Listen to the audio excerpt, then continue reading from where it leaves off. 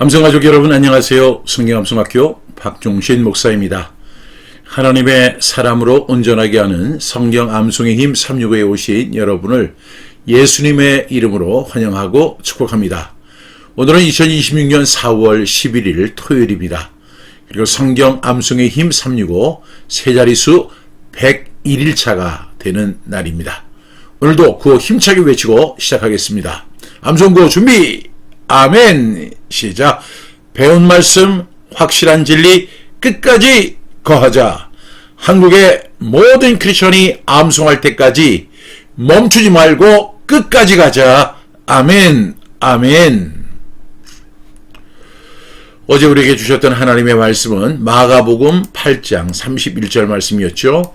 인자가 많은 고난을 받고 장로들과 대제사장들과 서기관들에게 버림받아 죽임을 당하고 사흘 만에 살아나야 할 것을 비로소 그들에게 말씀하시되.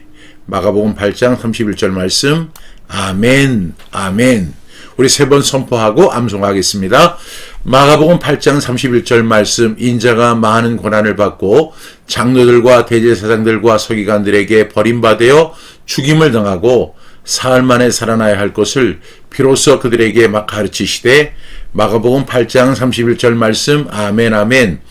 마가복음 8장 31절 말씀. 인자가 많은 고난을 받고 장로들과 대제사장들과 서기관들에게 버림받아 죽임을 당하고 사흘 만에 살아나야 할 것을 비로소 그들에게 가르치시되. 마가복음 8장 31절 말씀. 아멘, 아멘. 마가복음 8장 31절 말씀. 인자가 많은 고난을 받고 장로들과 대제사장들과 서기관들에게 버림받아 죽임을 당하고 사흘 만에 살아나야 할 것을 비로소 그들에게 가르치시되. 마가복음 8장 31절 말씀. 아멘, 아멘.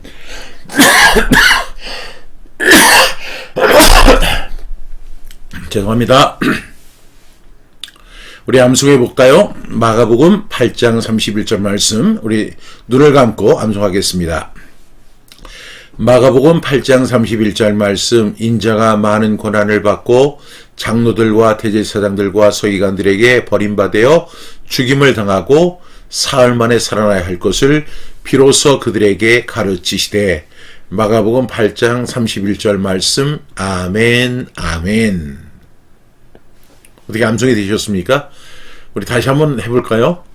마가복음 8장 31절 말씀. 인자가 많은 고난을 받고 장로들과 대제사장들과 서기관들에게 버림받아 죽임을 당하고 사흘 만에 살아나야 할 것을 비로소 그들에게 가르치시되. 마가복음 8장 31절 말씀. 아멘, 아멘. 오늘 우리에게 주시는 말씀은요, 히브리서 13장 12절 말씀입니다. 여러분이 가지고 있는 교재 성경암송임 365 68쪽에 있습니다. 지금 새로 나온 따끈따끈한 책입니다. 그동안 이 책이 품절이 돼서 2달 동안 많은 분들이 이 책을 달라고 그랬는데 굉장히 늦어지더라고요. 그런데 지금은 이제 서점에 배분이 돼서 많은 사람들이 이제 읽을 수 있는 상태가 됐습니다. 성경암송임 365 오늘 68쪽에 있습니다. 우리 히브리서 13장 12절 말씀 우리 5번 선포합니다.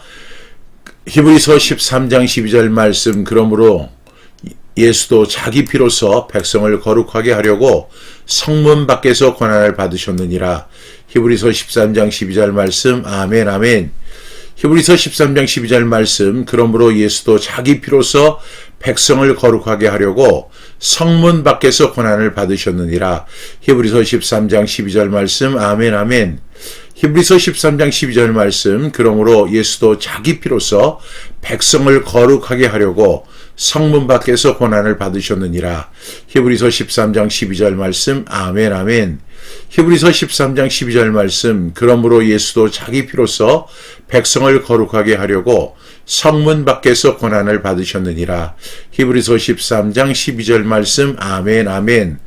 히브리서 13장 12절 말씀. 그러므로 예수도 자기 피로서 백성을 거룩하게 하려고 성문 밖에서 고난을 받으셨느니라. 히브리서 13장 12절 말씀. 아멘 아멘. 우리 한 번 더 하겠습니다.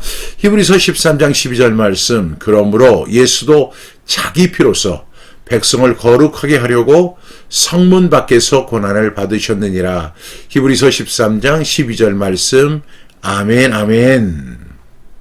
반복적 분수법으로 암송해 보겠습니다. 첫 번째 단락은 히브리서 13장 12절 말씀. 그러므로 예수도 자기 피로써. 두 번째 단락은 백성을 거룩하게 하려고. 세 번째 단락은 성문 밖에서 고난을 받으셨느니라.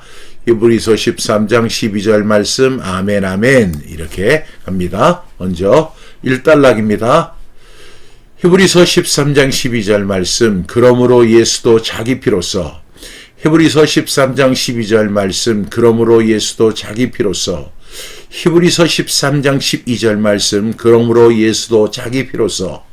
히브리서 13장 12절 말씀. 그러므로 예수도 자기 피로써.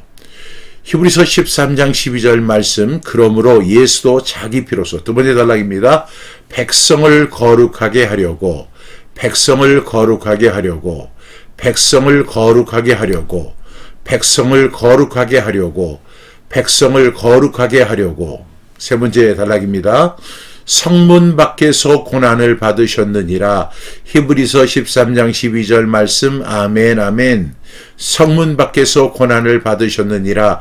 히브리서 13장 12절 말씀. 아멘 아멘. 성문 밖에서 고난을 받으셨느니라. 히브리서 13장 12절 말씀. 아멘 아멘. 성문 밖에서 고난을 받으셨느니라. 히브리서 13장 12절 말씀. 아멘 아멘. 성문 밖에서 고난을 받으셨느니라. 히브리서 13장 12절 말씀. 아멘 아멘. 연결해 보겠습니다. 첫 번째 단락이요. 히브리서 13장 12절 말씀. 그러므로 예수도 자기 피로써. 두 번째 단락은 뭐죠? 백성을 거룩하게 하려고. 세 번째 단락은 성문 밖에서 고난을 받으셨느니라. 어디에요? 히브리서 13장 12절 말씀. 아멘 아멘. 우리 암송해 보겠습니다. 히브리서 13장 12절 말씀. 그러므로 예수도 자기 피로써 백성을 거룩하게 하려고 성문 밖에서 고난을 받으셨느니라. 히브리서 13장 12절 말씀. 아멘 아멘. 우리 눈을 감고 암송해 보겠습니다. 히브리서 13장 12절 말씀. 그러므로 예수도 자기 피로써 백성을 거룩하게 하려고 성문 밖에서 고난을 받으셨느니라. 히브리서 13장 12절 말씀. 아멘 아멘. 암송이 잘 되셨습니까? 오늘 히브리서 13장 12절에 보니까 그러므로 예수도 자기 피로써 백성을 거룩하게 하려고 이렇게 말씀하죠. 성문 밖에서 고난을 받으셨느니라 이렇게 말씀하고 있습니다. 예수님이 고난을 받으셨는데 그 고난은 누구를 위한 고난이었어요? 우리를 거룩하게 하시기 위하여서 고난을 받으셨다. 이렇게 말씀하시는 것입니다. 우리 예수님은요, 안전한 자리, 영광의 자리, 편안한 자리에 머무르지 않으시고 성문 밖, 그러니까 버려진 자리, 그리고 수치의 자리에서 고난을 받으셨다는 그런 말씀입니다. 물론 그것은 단지 처형 잠수의 문제가 아니라요, 죄인을 살리고 백성을 거룩하게 하시기 위한 하나님의 구원의 방식이었습니다. 그래서 우리가 예수님의 고난을 묵상하면 묵상할수록 우리가 예수님 때문에 받은 거룩이 저렴한 값싼 것이 아니라 주님의 핏값으로 주어진 은혜임을 아는 동시에, 그리고 내 자녀, 내 가정, 내 사업만을 위해서 사는 이기적인 사람이 아니라 예수님처럼 다른 사람을 유익하게 하는 사람으로 살아가야 한다는 그런 교훈까지 얻게 되는 줄로 믿습니다. 오늘 말씀의 배경을 살펴보면요, 히브리서는 예수 그리스도가 옛 언약의 제사 제도를 완성하신 분임을 강조하고 있습니다. 구약에서 무엇이 있었죠? 속죄제가 있었고, 그리고 속죄제를 드리기 위해서는 속죄 제물이 있었습니다. 근데 이 속죄 제물은 항상 진영 밖에서 불사람을 당했습니다. 그래서 이 배경 속에서 히브리서는 예수님이 성문 안이 아닌 성문 밖에서 고난당하신 사건을 연결하고 있는 것이죠. 즉 예수님의 십자가는요, 우리를 죄에서 깨끗하게 하고 하나님께 속한 백성으로 거룩하게 하는 영원한 속죄제였습니다. 참된 제사였죠. 그러므로 이제 성문 밖은 단지 장소뿐만 아니라 수치와 희생과 대속의 의미를 담고 있다는 사실을 이해할 수 있겠습니다. 오늘 첫 번째 말씀에 보니까 그러므로 예수도 이렇게 일달라서 얘기하죠. 그러므로 예수도. 여러분, 이 말씀은 구약의 제사와 예수님의 사역이 연결되어 있음을 보여주고 있습니다. 그러니까 구약의 제사와 예수님이 십자가에 달려진 사건이 별개의 사건이 아니라 예수님이 그 구약의 그 율법, 속죄제를 친히 이루신, 영원한 속죄제를 이루신 사건이라는 거, 연결되어 있다는 사실을 강조하고 있습니다. 실제로 옛 제사가 예표였다면 예수님은 그 실체가 되시는 것이죠. 그래서 예수님의 고난은 별개의 사건이 아니라 하나님의 오래된 구원 계획의 완성이었다는 사실을 우리는 기억해야 합니다. 이것은 예수님이 오셔서 즉흥적으로 되는 것이 아니라 어제 말씀과 같이 예수님이 오시기 600년 전에 이사야 선지자는 예언을 하고요. 예수님께서 이 레위기에서 속죄제가 나오는데 그 속죄제의 영원한 속죄물로 예수님이 이 세상에 오신 것을 연결하고 있다는 사실을 꼭 기억하는 저와 여러분 되길 바랍니다. 두 번째 단락은 자기 피로서라고 말씀합니다. 첫 번째 단락 두 번째 보면 자기 피로서 이렇게 이야기하죠. 예수님은 다른 제물의 피가 아니라 자기의 피를 내어주셨습니다. 양이 나의 속죄 제물이 되었습니다. 그런데 그것은 지난 죄, 내가 오늘까지 지은 죄를 용서받는 것이죠. 그러나 내일 죄를 짓죠. 그러면 우리는 또 양을 또 잡아서 속죄 제사를 드려야 합니다. 그런데 예수님은 영원한 속죄제죠. 그래서 영원한 속죄 제물로 오신 것이죠. 그래서 예수님의 피 흘림은 영원한 속죄제의 그 희생의 대표적인 모습이라고 생각합니다. 이것은 완전한 희생이며 대속의 결정적인 증거가 될 수 있습니다. 우리의 죄를 씻는 것은 금이나 은같이 없어질 보배로 속죄함 받은 것 아니요. 영원한 하나님 어린 양 예수의 그 피로 속죄함 얻었네. 이렇게 고백할 수 있습니다. 금이나 은같이 없어질 보배가 아니라 영원한 속죄제이신 하나님의 아들 예수 그리스도의 피입니다. 그래서 우리의 구원을 다시 한번 생각해 보면 우리의 구원은 싼 거예요, 비싼 거예요? 많은 사람들이 그 구원을 등한시 여긴다. 성경은 그렇게 이야기하거든요. 그 큰 구원을 등한시 여긴다. 이렇게 성경은 묘사를 하는데 여러분 어떠세요? 지금 우리가 죄사함 받고 구원받은 거 이거 값싼 은혜인가요? 아니면 값비싼 은혜인가요? 예전에 나왔던 책 가운데 보면 예수님 짤이라는 책이 있어요. 내가 얼마인가? 나는 예수님 짤이다. 결코 싸구려 아니다. 이 사실을 꼭 기억하는 저와 여러분 될 수 있기를 바랍니다. 두 번째 이제 단락에 보면 백성을 거룩하게 하려고, 그러니까 그러므로 예수도 자기 피로서 자기의 피를 가지고 어떻게 하려고요? 백성을 거룩하게 하려고 라고 말씀합니다. 예수님의 고난의 목적은 뭐예요? 단지 우리를 의로 하는 데만 있지 않습니다. 우리를 거룩하게 하시기 위함이었습니다. 여러분 거룩이 뭡니까? 거룩은 단순한 종교적 분위기가 아닙니다. 많은 사람들이 엄숙하고 조용하고 파이프 오르간 소리가 이렇게 나면 엄숙하다, 뭐 경건한 분위기다 이렇게 이야기하는데 그것은 경건이 아닙니다. 그런 분위기가 절대로 거룩이 아닙니다. 여기서의 거룩이라고 하는 것은 죄에서 구별되어 하나님께 속한 삶을 살아가는 것이 바로 거룩입니다. 세상과 분리되어서 그리고 하나님께 속한 삶을 살아가는 것이죠. 그래서 하나님을 믿는 사람은 그의 나라와 그의 의를 구할 수밖에 없어요. 왜? 하나님께 속한 사람이고 동시에 거룩한 사람, 세상과 분리되어 있는 사람이기 때문에 그렇습니다. 그래서 오늘 첫 번째 단락에 보면 예수도 자기 피로서 백성을 거룩하게 하려고 그랬는데요.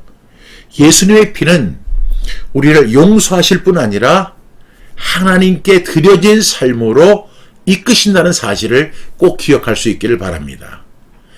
여러분, 나 구원받았으니까 천국 가. 한 번 구원받으면 영원한 구원이야. 이거 틀린 말 아니지만 구원은 결과가 아니고 시작입니다. 우리가 구원받은 것은 이제 하나님께 속한 삶을 살아가는 것이고 우리의 그 과정 속에서 고난이 내포되어 있으며 그 와중에도 우리는 그의 나라와 그의 의를 구하는 삶을 살아가게 되는 것입니다. 이것이 바로 하나님께 드려진 삶, 거룩한 삶이라고 정의할 수 있겠습니다. 세 번째 단락에 보니까 성문 밖에서 고난을 받으셨느니라 이렇게 말씀합니다. 여기서 성문 밖이라고 하는 것이 나오는데요. 성문 밖은 안전과 인정의 공간 밖을 의미하는 것입니다. 다시 말하면 안전을 보장받을 수 없는 장소, 인정받지 못하는 장소, 변방을 말하죠. 그것은 버림받고 수치당하는 낮은 자리입니다. 그런데 예수님은 그 낮은 자리에서 고난을 받으셨습니다. 우리 주님은 저와 여러분을 위해서 가장 낮고 가장 부끄러운 자리까지 내려가셔서 우리를 구원해 주셨다는 것입니다. 그것이 바로 성문 밖에서라고 하는 이 문장 속에 다 들어있는 거예요. 가장 낮고 가장 부끄럽고 가장 업신여기는 자리, 그 성문 밖에서 저와 여러분을 구원하시기 위해서 고난을 받으셨다는 것입니다.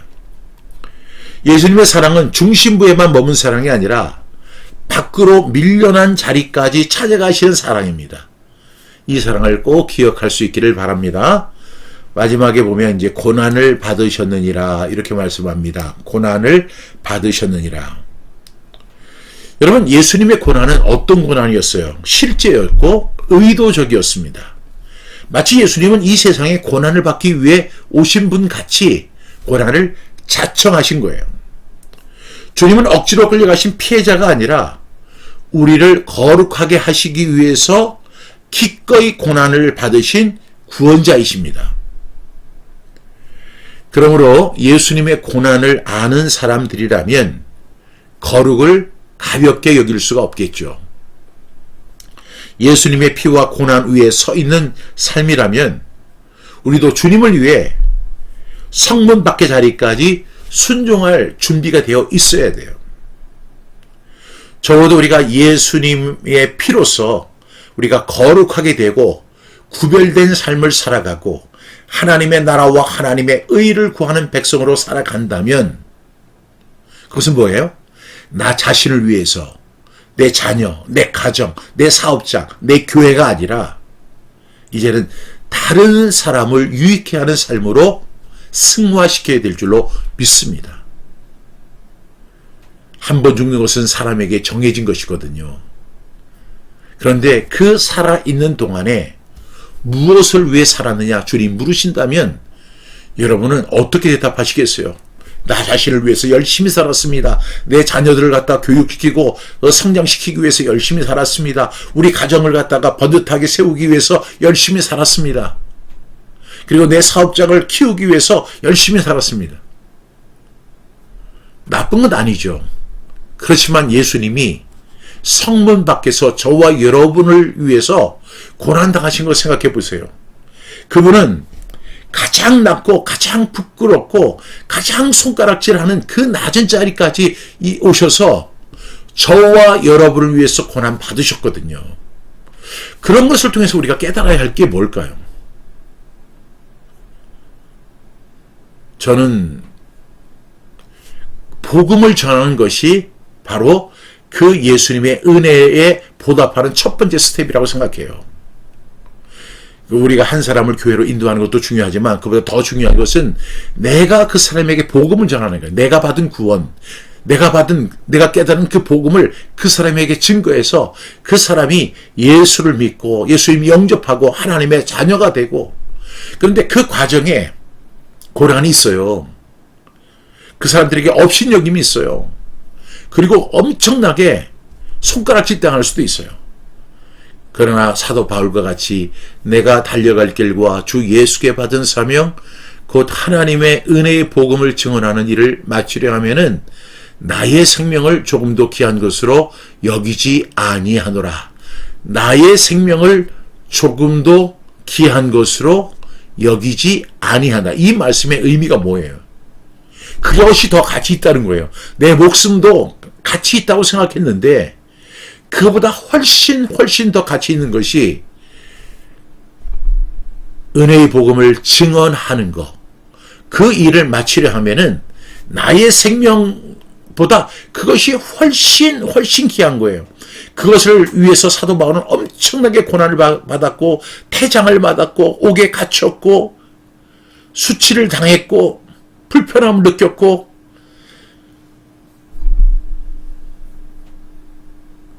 그럼에도 그는요 그 받은 은혜가 너무 컸기 때문에 결국에는요 그 자신의 안위를 구하는 것보다 그 은혜의 복음을 위해서 자신을 희생하고 고난받는 일을 자청했던 것입니다. 저는 예수 믿는 사람, 정말 구원의 확신이 있는 사람이라면 이렇게 될 거라고 믿어요. 여러분은 어떻게 생각하십니까? 오늘 우리 이 말씀 다시 한번 암송해 보겠습니다. 오늘 질문을 먼저 드릴게요. 나는 예수님의 핏값으로 거룩하게 된 사람답게 살고 있는가? 거룩하게 된 사람으로 살아가고 있습니까? 세상과 분리돼서 하나님께 속한 사람으로 살아가고 있는지요? 이거 박 목사 이야기 아니에요. 오늘 우리가 암송하는 이 말씀 속에 담겨진 말씀입니다. 두 번째, 나는 인정받는 자리만 원하고 성문밖에 순종은 피하려 하지 않는가? 인정받는 자리. 저에게도 그런 게 있었죠. 제가 다리 목회 21년을 했는데 21년 다리 목회 하는 동안은 참 편안했던 것 같아요. 그때는 그 당시에는 그렇게 생각을 안 했었어요, 사실. 너무 힘들다. 목회가 너무 힘들다. 사람을 대하는 것이 너무 힘들다. 설교 준비하는 게 너무 힘들다. 지금 와서 생각을 해보니까 그거는 응석바지에 응석에 불과했어요.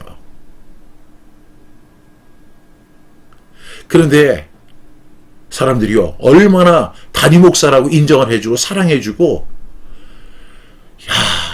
제가 제 생일이라고 하면 명절 때라면 우리 성도님들이 그 어려운 가운데서도 담임 목사를 위해서 선물을 드리고, 생일이라고 하면 명절이라면 막 선물도 주고 어느 때는